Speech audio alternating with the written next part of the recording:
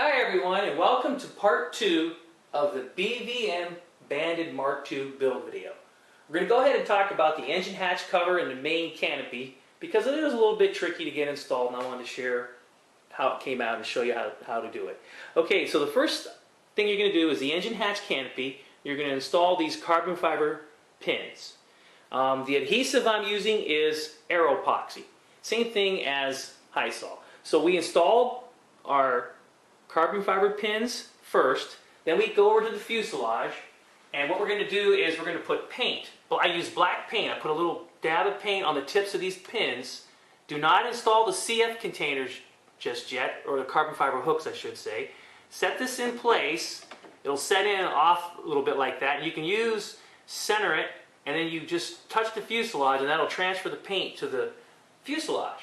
And then you can drill it from there. After you have it drilled, set it in place, see where it's, that it's good, and then take it back off, install your hooks, your carbon fiber hooks using the Aero epoxy. After you have that, then you're going to come down and you're going to look and see these slots. Now these slots come marked from the factory. They'll be marked in Sharpie. Go ahead and set it in place, check the fit, make sure you're happy with where it's setting, and then cut your slots. After you cut your slots, you can open them up, you can adjust them left, right, forward, and aft to get the engine hatch to set where you want it, and then you're going to install a small fiberglass piece underneath. And as you can see, we did that because you can see I painted it. Alright, so then we're going to go ahead and set this back on. That completes how you install get your aft engine hatch installed onto the airplane. Okay, as you can see, it sets in place real nice. Okay, now the forward canopy or the main airplane canopy is similar. The first thing you're going to do is on the fuselage, you're going to go ahead and cut a hole back here with a Dremel tool. It's pre-marked, so what you want to do is use your Dremel tool and cut it. Back here, you'll see I had opened it up. So that's what you want to do, cut a hole there first. Then the next thing you're going to do is take your S-rod and you're going to set it in place. Don't Aero epoxy it in just yet.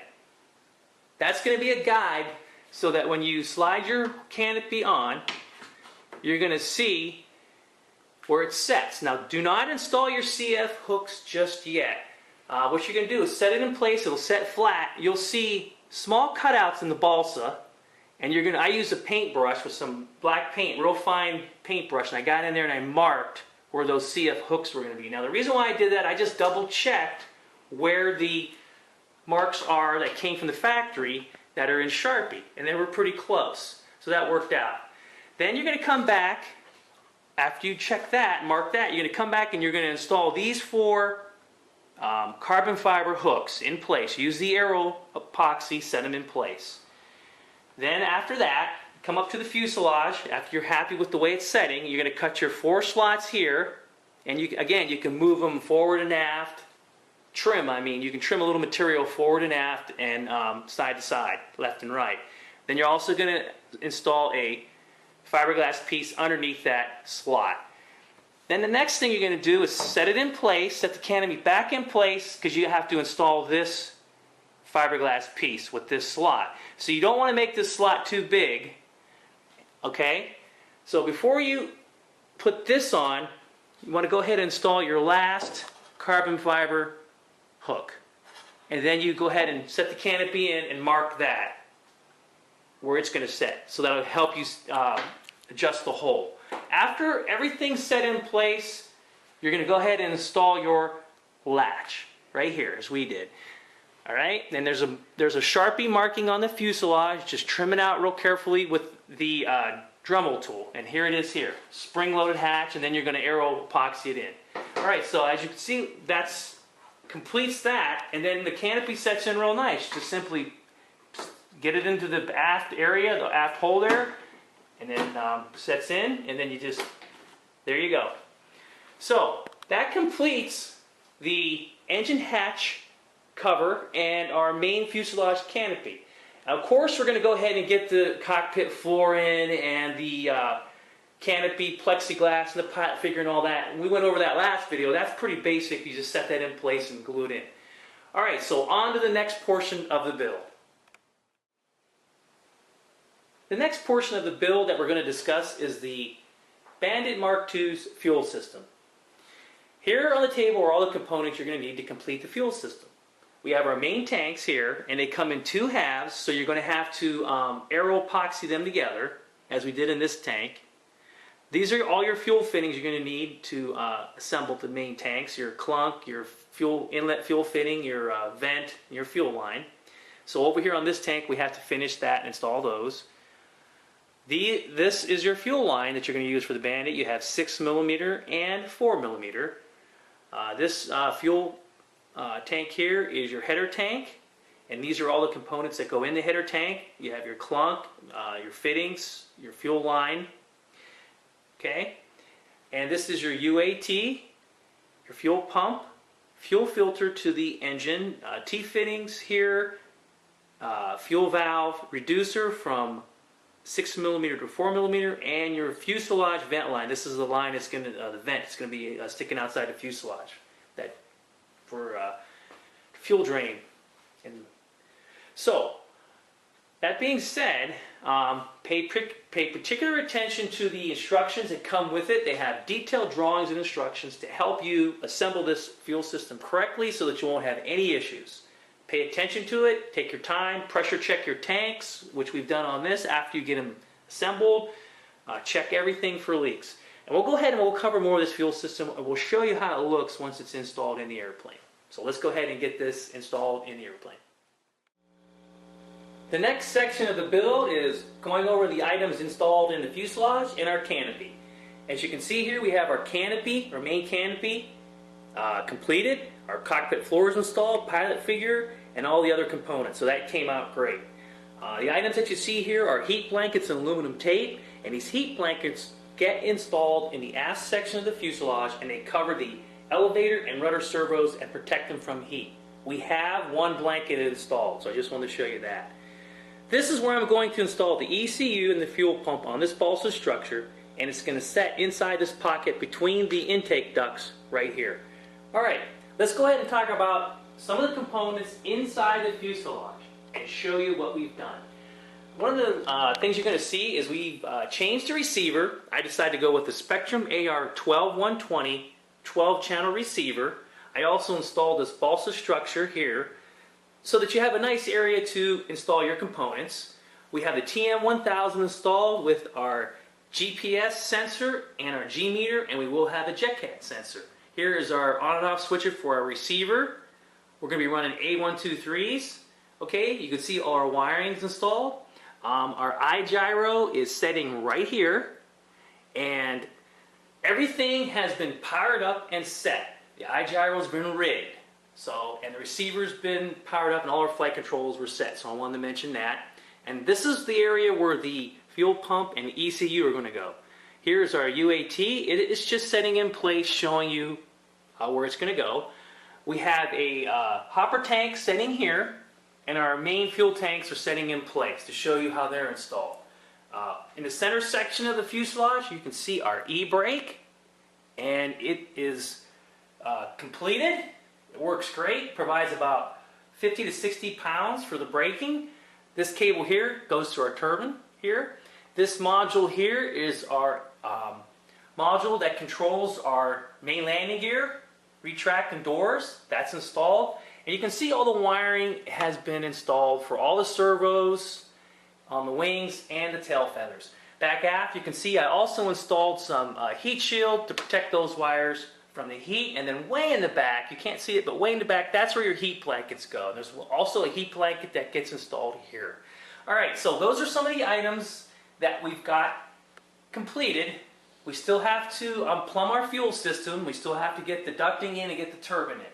So that's next up on the build.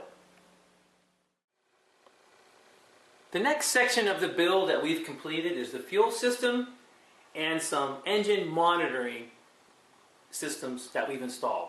Let's start out front and show you what we've got. We've got the GSU it's setting here and hooked up. We have the JetCat Spectrum telemetry sensor setting here and it's hooked up. So all this telemetry stuff is hooked up and complete.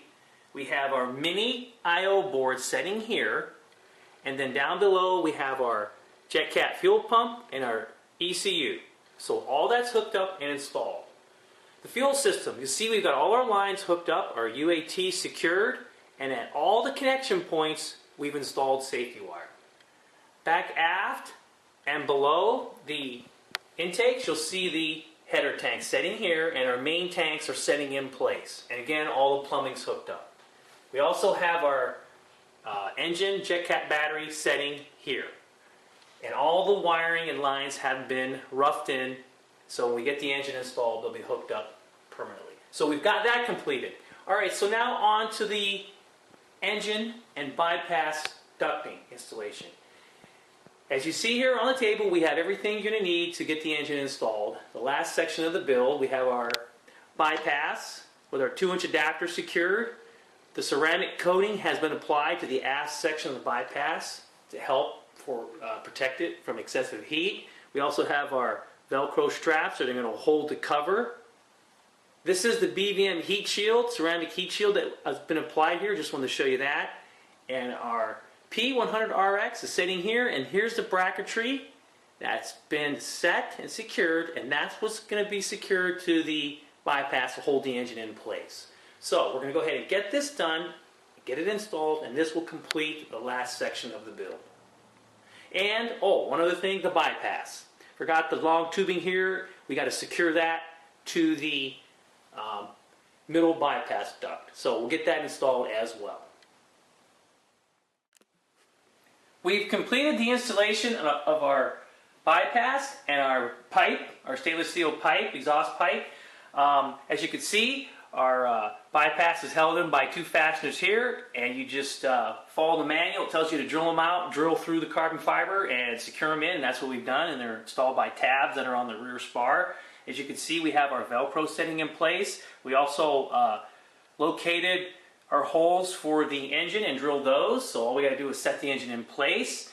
And our aft bypass pipe, inner pipe is secured to our carbon fiber bypass, as you can see, with 440 nuts and bolts. So that's all done.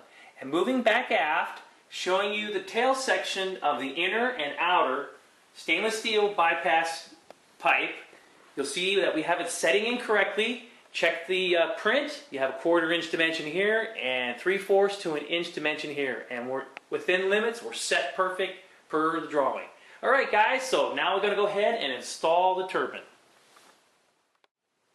Alright everyone, we have the JetCat P100RX engine installed. The bypass cover or lid is setting in place. So I just want to show you how it sets in place with the Velcro straps. We're going to go ahead and remove it, show you the installation here. Our fuel line is routed back here. There is our fuel filter. So to gain access to the engine, all you do is going to simply remove these Velcro straps that are setting in place, and then the lid comes off, just like that. Alright, there is our engine. You can see the FOD screen setting in place. Again, our fuel line's hooked up. This is where the engine is secured. So it's centered in the bypass, it's secure, and it's complete. So the next item we're going to show you is we're going to power up the airplane, and we're going to go ahead and do a landing gear retraction and show you how that electric gear works. Alright, we have the airplane powered up. I just want to point out here is our fuel overflow, and this is where we can hook up an excess tank to catch the fuel as we fill. So I wanted to show you that. Okay, so we're going to go ahead and retract the landing gear and show you how it goes. So here we go, gear up.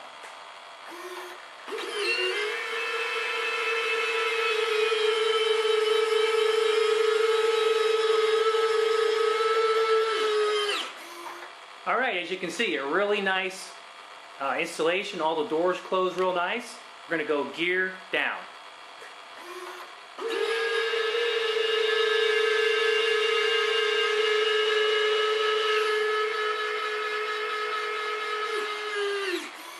Alright, gears down.